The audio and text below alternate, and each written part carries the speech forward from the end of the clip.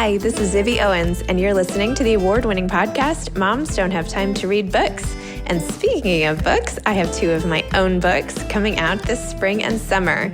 Princess Charming is a picture book, which debuts on April 19th, and Bookends, a memoir of love, loss, and literature, comes out on July 1st, and it is truly a labor of love. I hope you'll pre-order, order, and join me on tour as I go across the country. You can find out more at zibbyowens.com or bookendsmemoir.com.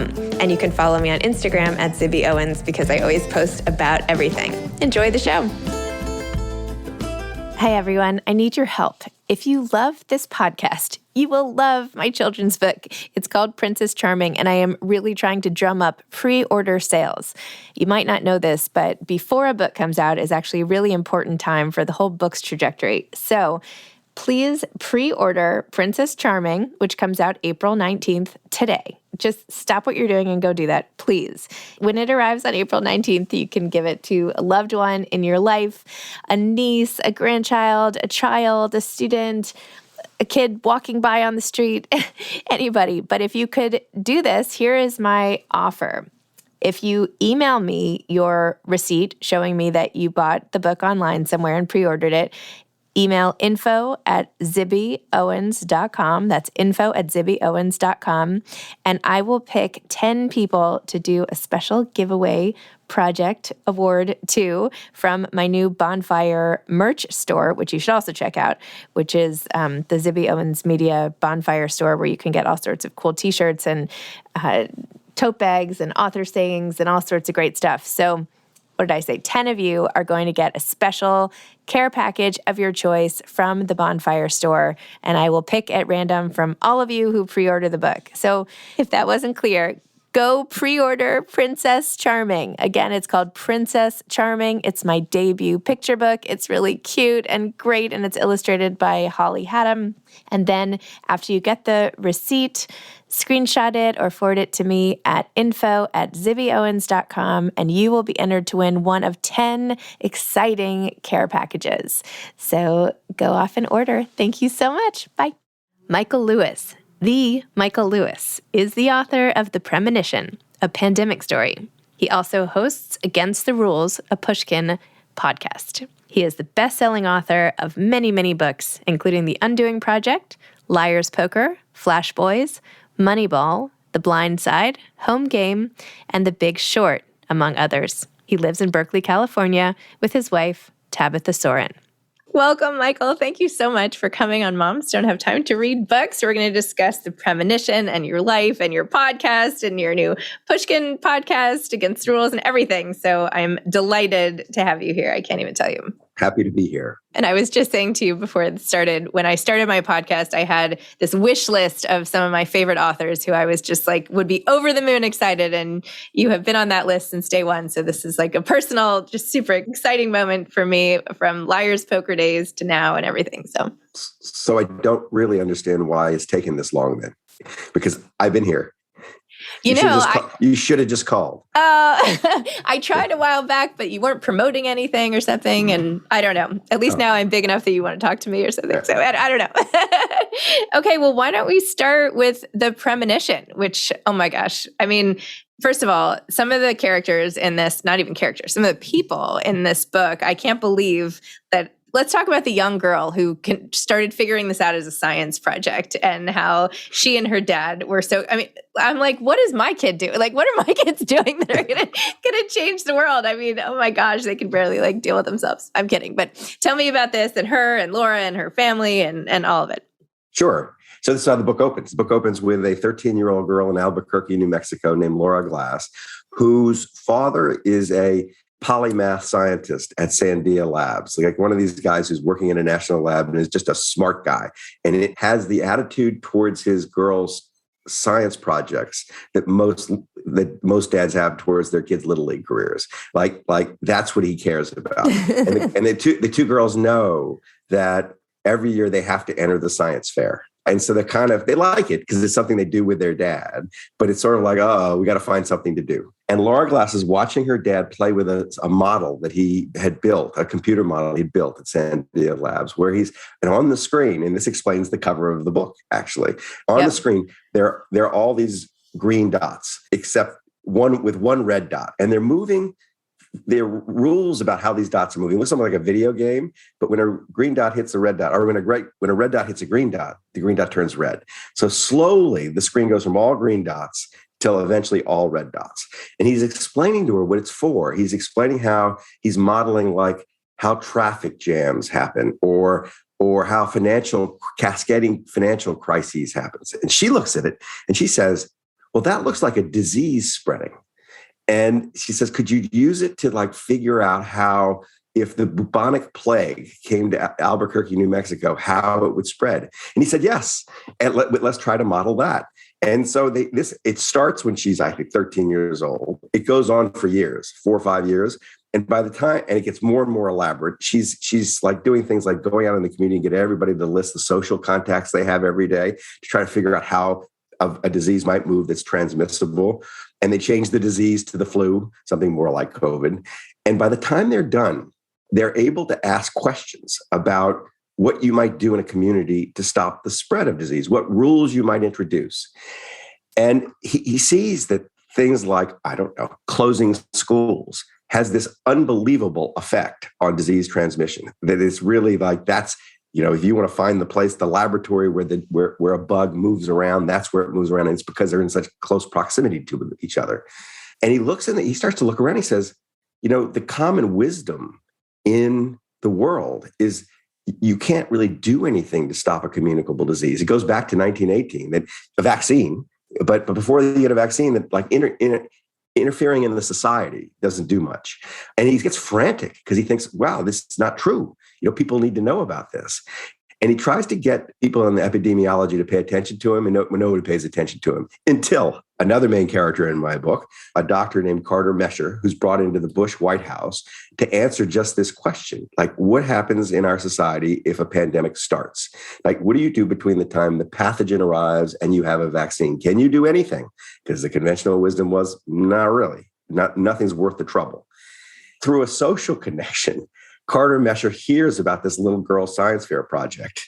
They get the model into the White House, and it becomes part of they use it as the tool to start to do the analysis that leads to eventually to the United States plan, the CDC plan about what you do in a pandemic. It's an amazing story. It's an amazing story. It's an amazing story. And it's sort of, I love it for a bunch of reasons, but one of them is it's sort of like, it's such a different approach to science than education than I got when I was a kid. Mine was, I can remember like not understanding why I was lighting the Bunsen burner or cutting the frog up. And I didn't like it. And there was never anything, it wasn't a question I was really trying to answer. It was just trying to do what the teacher told you to do. This sort of like real investigation of a question in a rigorous scientific way that leads a little girl to actually make a huge contribution to the world. Now, we as a society didn't really execute the plan that these guys wrote. We did it they didn't imagine it going down quite the way it went down, but other societies took our plan and really understood it and internalized it. It had a big effect in the world. And I think anybody who's really close to it would say you can attribute some large number of lives saved during the COVID pandemic to the work that little girl did. It certainly contributed. And speaking also of women who are scientists or doing experiments like this, you also have I think her name's Charity, who's taking over being a health advocate in Santa Barbara, a position nobody thought she would even want. And next thing you know, you have her outside operating on this potential TB patient in this graphic detail. I was like, oh my gosh, I can't believe it. Well, if their book had a trick, if the Premonition had something going on in it that was a sort of a trick it was trying to play, it was a trick I wished the society had played the minute we got ourselves into the pandemic. It was to pay attention much more close attention to people who had actually spent their careers battling communicable disease on the streets. This is not the CDC. This is local public health officers. It wasn't COVID. It was, drug-resistant tuberculosis. It was measles. It was whatever it was. But you could see the political problems, the logistical problems, the effect powerful people could have on a disease investigation. You see all the things that would manifest themselves in a much bigger way in our society in a petri dish. If you just looked at what these local health officers endured every day. And in Charity Dean, I found not just the local health officer, but a really badass local health officer. She was in Santa Barbara County. And at some point, she runs the whole state of California. But it was the Santa Barbara County stuff that really interested me. Because it was, for her, it wasn't a job. It was a calling. She'd been obsessed with communicable disease since she was a little girl, had a really kind of dramatic upbringing. The Tara Westover story, the educated story, that's a bit like her story. She was raised not to be educated. She was raised in a very religious rural community that didn't want her to go to college. And she insisted on going and getting a medical degree and a degree in public health, severed her relationship with her childhood. And basically, what kind of interesting, I thought she was such a great character. At the center of her was courage, was this bravery. I mean, she was scared of a lot of things and she faced her fears. And she had to do that again and again just to do this job, do it well. And it told, nobody should have to be so brave to do their job saving American lives. It just shouldn't be that hard, but it was hard. And the ways it was hard told you a lot about what was going to happen. And the Premonition, so the title of the book, and it wasn't just that she had this sense that one day we were going to face a pandemic. She did, but that couldn't have happened. The real premonition was she had a real sense, grounded in daily experience, that if we did have a pandemic, we were not going to handle it well. You could see it coming. Yeah. And I loved it. This is an odd thing to say about a book that's about a pandemic. It was the most joyous writing experience I have ever had. And I was aware of it when I was writing it. It was a total pleasure to write.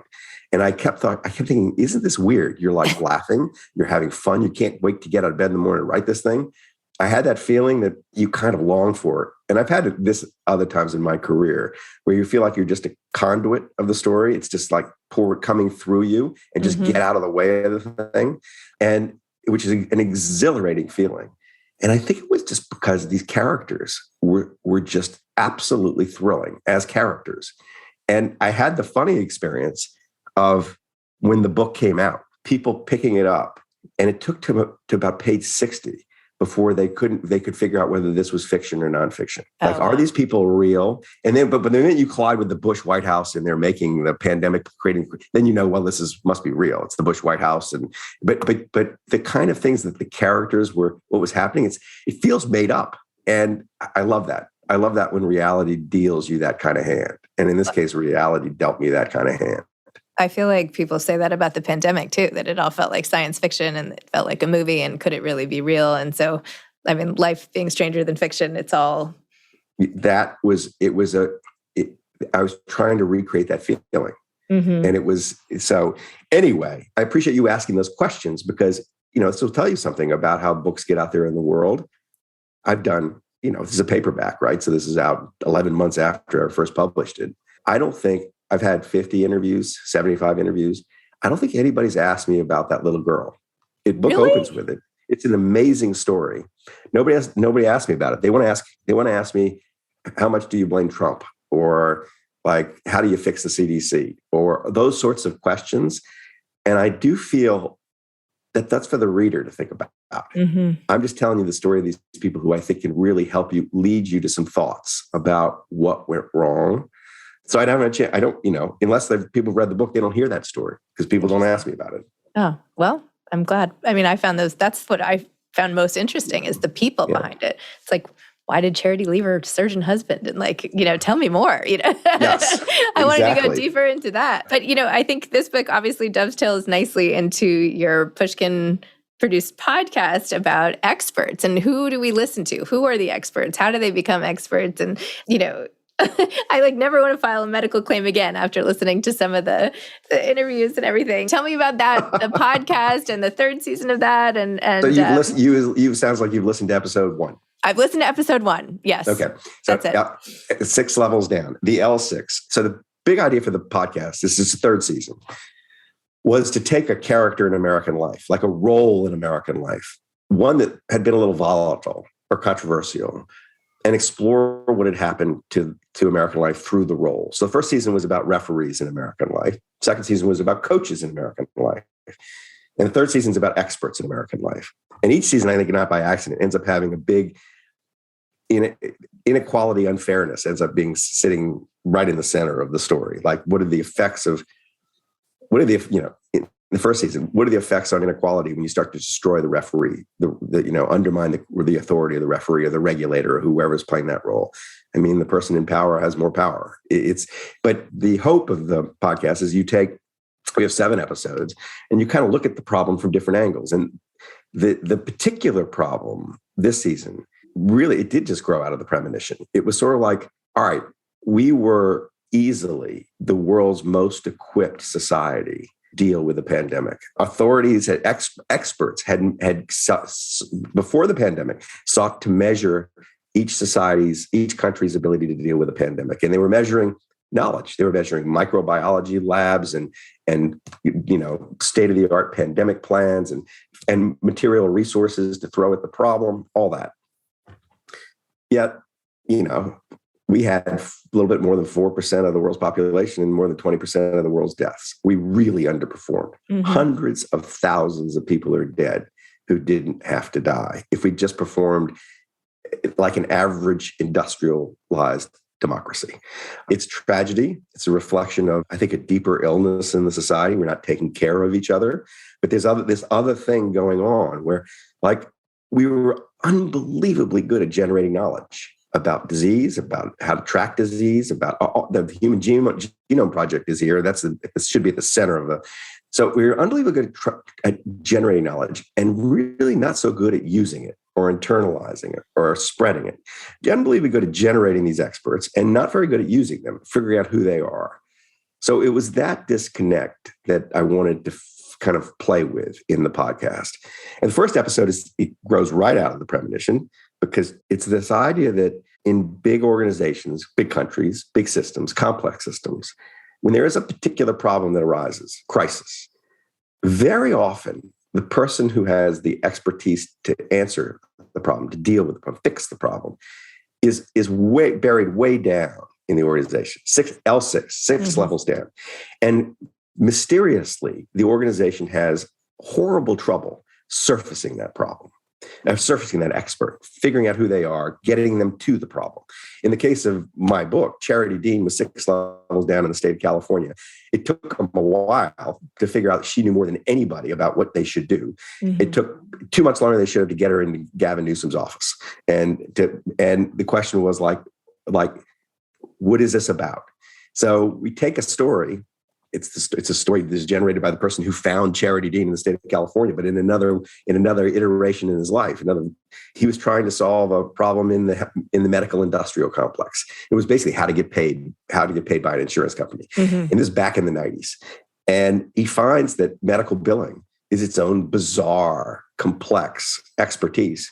Nobody's ever treated these people as if they're experts. You find the best one in the world and you can build a business around her. And she's 6 levels down on the org chart of every hospital or every doctor's office. And it's about that woman and how they create $1 billion company around her expertise. But the bigger point is, I think, and this recurs in several of the episodes, is we have this inequality in a society. When you have imbalances of status, when you have hierarchy, sometimes it's very hard for the people who are important and at the top to figure out what the unimportant, the little people, know and take them seriously. So inequality sort of exacerbates the problem. And there are versions of this in the stories we'll tell on the podcast. The podcast is a different thing. It's totally fun. It's storytelling. It's not just shooting shit with somebody for 30 minutes or 45 minutes. It is. I write a script. I interview a whole bunch of people around some story, and then it's like a movie script. and then perform it. And it's, for me, it's been a gas. It's just a different, it's like flexing a different muscle, or it's like cross training. That it's a different sort of literary exercise that feeds back into the books. Yep. I saw it feed back into the Premonition, and it feeds back in a very particular way. It's when you're doing this stuff for the ear. The ear is a very emotionally attuned instrument, much more so than the eye. And if you aren't telling a story with an emotional dimension, you're missing a trick in a oral storytelling. So you find it's made me more aggressive in finding the emotional content of the story, and also made me less patient with boring stuff because maybe I'm doing it now, but when you bore people, when you're actually talking to them, you're not boring me. You really pick it up. Whereas if you bore people when you're writing a book, you can go off in your own fugue state and bore people for pages and not be aware that's what you're doing and lose a reader. So it's brought me closer to the reader to do the podcast. I love that. That's very cool. No, yours show is super produced. I mean, yeah, it's very different than this show where we talk, but no, it's nothing against the show. It's a different thing. I know. It's I feel like there need to be different categories, different ways to describe. I've been calling it like podtainment, not entertainment. I had some clever word, which of course I can't think of now, but some of these podcasts are really, it's a different form of entertainment. That's all. It's a different, something new, right? That should be analyzed in its own bucket, sort of to the side, which is I think that's right. Right. And right now, it's just all podcasts. It's not. There are very different forms. And the scripted form, it's a version of This American Life. It's those sorts of things, which are really crafted, really time consuming, hard to do. And, when they work, they're magical. When they don't work, they're not. But when they work, they're magical. Yes, absolutely true. Yeah, I feel like, to your point on experts, like I felt like I used to have a healthy respect for experts until 9/11, honestly. I'm a New Yorker and I lost my college roommate and best friend on 9/11. And I was here and in business school at the same time. And all the experts are saying like, no, it's totally fine. It's safe here. It's safe. You can, and I'm like, it doesn't feel safe. It doesn't. Breathing and smelling, like this goes against my common sense that everything is okay. And now, of course, it wasn't safe there. It was everyone who was working down got all these diseases and all these things are coming out. And I'm like, I knew it. I knew that wasn't right, but I didn't listen because I just listened to the experts and wanted to believe that they knew what they were talking about. So shame on me. 9/11 itself was an L6 problem that 6 levels down in the FBI in the Minneapolis branch, they had really clear early warning signs that these people were about to prepare some sort of attack. And it never got that information never reached the head of the FBI. The thing was preventable given what they knew in Minneapolis, if they just followed it hard. And the problem was getting the information up the org chart. So the whole thing is a dramatization of this problem with this aspect of the problem with expertise. But to your more general point about, sometimes the experts are wrong or misleading you, I still maintain a very healthy respect I think it's a healthy respect for experts. It's sometimes hard to figure out who the expert is, especially when the subject is very complicated and it's moving at TV speed. But there is a general thing. I think it is a problem in the society that we have a show about expertise where the expert's clearly getting better and better and better. Mm-hmm. But the people who are on the receiving end of the expert's advice think the expert's getting worse and worse and worse, or at least are treating them as if they're getting worse and worse and worse. You find this in a lot of weird places. Medicine is actually a really good example. You go to a doctor like 100 years ago and he was more likely to kill you than to help you, right? I mean, that medicine has become a science and they know more and more and more. But even before the pandemic, before people started not wanting to take the vaccine and all that, if you've gone to talk to a doctor about, or a nurse, like what irritates you most about what's going on in the world, they might quite likely would have said, increasingly people are coming in and saying, no, I don't have this because I read this article on WebMD, or yes, I do. And they think the little knowledge that they're able to get their hands on is leading them to think they know more than the doctor and really interfering with the doctor's ability to do his job. Now, not that you shouldn't participate in your own care. That's not what I'm saying. But there is a kind of wrench that's been thrown into the relationship between the medical expert and the patient by the patient's lack of kind of respect for the medical expertise. And there are other examples of this that you kind of right under your nose and you don't see them. If you talk to an old weatherman, someone who's been a meteorologist for like 50 years, as I did on one of the shows, he says, it was really funny. The guy in Alabama, he said, 50 years ago, I didn't know anything. 50 years ago, he'd go outside to see what the weather was and then go inside and like Ron Burgundy on Anchorman, be very confident about what the weather was. But his 10-day forecast was useless. He had no idea if a tornado was going to hit. He didn't know. He really had very little useful information. But today, he has a pretty good 10-day forecast. His 3-day forecast is like 3 times as accurate as it used to be. He can save people from hurricanes and tornadoes, and he can work miracles.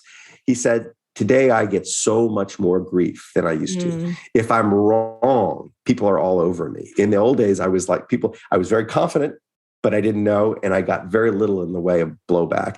Now, I'm getting, people bite my head off every day, and I'm mostly right. So it's that kind of thing has been happening in a lot of places where the technology, information, data is enabling us and experts to know more and more, but people are more and more suspicious or skeptical or dubious about them. So no good deed goes unpunished. It's a little bit of that. Yeah. It's a little bit of that. Well, I don't know if you're comfortable talking about this or not. I've had a lot of loss in my life now, apparently 2 things caused by L6 problems, 9/11, and I lost my mother-in-law and grandmother-in-law in the pandemic. I'm so much for that. But I just wanted to say how sorry I was to hear about your daughter and your loss of Dixie. And I read this quote you had where you said, "It's interesting to be admitted as a citizen to the kingdom of grief." And I just wanted to say, my heart just so goes out to you, and just wanted to talk to you for a minute about that and how, the grief and all of, the randomness of it too. I loved her so much. She was so admirable, so brave, fantastic kid. And we left nothing on the field. We left it all on the field in our relationship. We were a very tight family, and she was an athlete. She was a softball player, going to be a sophomore at Pomona College. And I'd been her coach her whole life. She was killed in a car accident 11 months ago, a little less than 11 months ago. And the first thing I noticed is I had this new citizenship. And it wasn't the club of parents who had lost children. It was a much more general one, that all of a sudden people around me, even people I was quite close to, opened up for the first time about their losses. And it made me realize that we don't talk about it very much. It's sort of like, it's just an unpleasant subject for a lot of people. But I started to see dimensions of people I loved that I was grateful to see. And I started to think of that. I thought of that as the first thing Dixie gave me after her death, that I'm going to have this other life now. It's going to be different than the life I would have had she lived. I'm not going to pretend it's going to be better, but it's going to be different. And I'm going to pay close attention to the things that happen and the things I do because of her. And so that's the first thing I paid close attention to was, I now have this new relationship with my friend Nathan, because he's now talking about the death of his first wife, who I never knew, all before I met him. And the people long for an answer to the question of how to feel this, how to endure this. It's unendurable at moments, right? And there are all around us off-the-shelf answers you can grab, off-the-rack answers. And I've found myself still trying to resist those, trying to see this as an independent journey that I have to go on. And I can have companions on this journey, but it's just going to be, in the end, my journey. In the end, I'm there alone in the beginning, and I'm going to be there alone at the end with this particular thing. And I've got to figure out the most noble, bravest way to go on the journey, and not resort to other people's solutions for how they. And I feel it's a bit of a lonely thing, but it has to be a bit of a lonely thing because the nature, it's all turns on the nature of my relationship with that person, with that child. It's so particular. It's who she was. It's who I am. It's how we were together. There's no one has exactly the same experience. So I want to preserve the uniqueness of the experience in how of loving her, in how I grieve her. But it's hard. I mean, it is hard. It's still hard. And as I told my other children, Walker and Quinn, Walker's a freshman in high school and Quinn's a junior in college. So Dixie was in the middle. I said, right from the beginning, I said, here's what I'm going to do. And you feel free to use this trick. I said, I'm going to keep a list of the things that make me feel better. And I'm going to keep a list of the things that make me feel worse. And I'm going to do the things that make me feel better. And I'm not going to do the things that make me feel worse. And I'm not going to feel guilty about not doing them. So feel free to join me in this pursuit of like happiness in life. And they're kind of doing it. They're doing it in their own way, but they're kind of doing it. And there's another thing Dixie has given me is incredible pride in my family because they're trying so hard. Everybody's trying so hard. But thank you for asking about her. Talking about her makes me feel good. Keeps her around. Oh, it's beautiful.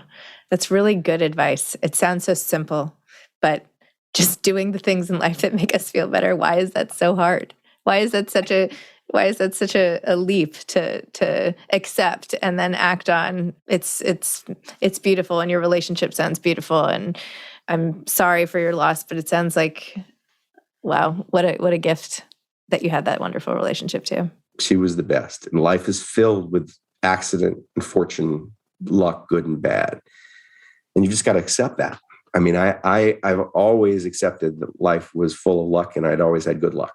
Mm-hmm. Now I have to recognize that that's not always the case, but I should learn to respond as graciously towards bad luck as I've tried to towards good luck. And it's hard, but that's kind of how I think about it. And there's something really profound about the rules of improvisational comedy that you don't get to choose what is kind of thrown at you, mm-hmm. that you do it well by accepting what's thrown at you and then building on it, as opposed to fighting it, mm-hmm. or being angry about it or resisting it or trying to change it when you can't change it. Yeah. This is life. It throws things at you, good and bad, and you try to just build on what it throws at you. That's all you can do. I don't really have another solution. Yeah. Well, I hope at some point you'll write more about her so that the rest of us can get to know her better. And I feel like there's just something magical in recreating someone on the page so that she touches the lives of people that she would never have met otherwise. So I don't know if that's in the plan or whatever, and maybe it's inappropriate to even suggest, but selfishly, I hope you'll do that. The time will come. Yeah. It's not yet. The time will come. Okay. Yeah. Michael, thank you. Thank you for taking the time with me today. Thank you for all of your work, not just the newest stuff, but your whole career of work that I have followed so with such sort of interest and respect. And thank you for all that you do and for taking the time to talk to me today. Thank you, Zibby. See you down the road. Okay. All right. Bye-bye. Thanks for listening to this episode of Moms Don't Have Time to Read Books. Don't forget to follow me on Instagram at Zibby Owens and at Moms Don't Have Time to Read Books. Also sign up for my newsletter at zibbyowens.com and sign up for my virtual book club and meet lots of authors on Zoom every other week. Thanks so much to Steve and Ryan at Texture Sound for the sound editing. And thank you to Morning Moon Productions for providing this fantastic intro and outro music.